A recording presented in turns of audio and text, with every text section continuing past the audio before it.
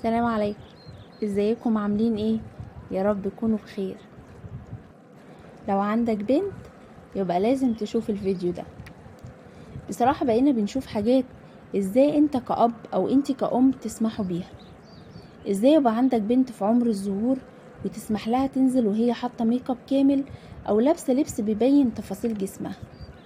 ازاي تسمح لها تخرج مع صحباتها او تبات عندهم او تبات اصلا برا البيت، ايا كان هتبات عند مين، واحنا في زمن بنسمع فيه بلاوي.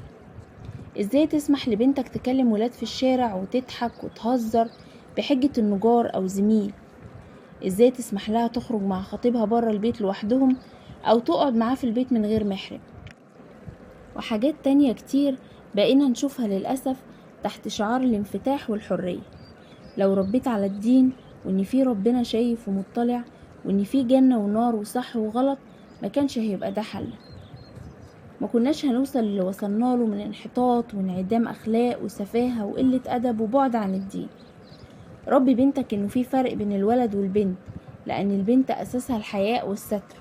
علمها تحافظ على نفسها لانها جوهرة، والجوهرة ما ينفعش ابدا تكون متاحة للجميع والا فقدت قيمتها. بنتك امانة، احميها قبل ما الدنيا تاخدها منك وانت مش حاسس. لو موافقيني في رأيي اكتبولي في التعليقات، وما تنسوش لايك واشتراك وتفعيل الجرس ودعوة حلوة من القلب. دمتم بخير، اشوفكم في فيديو جديد ان شاء الله. سلام عليكم.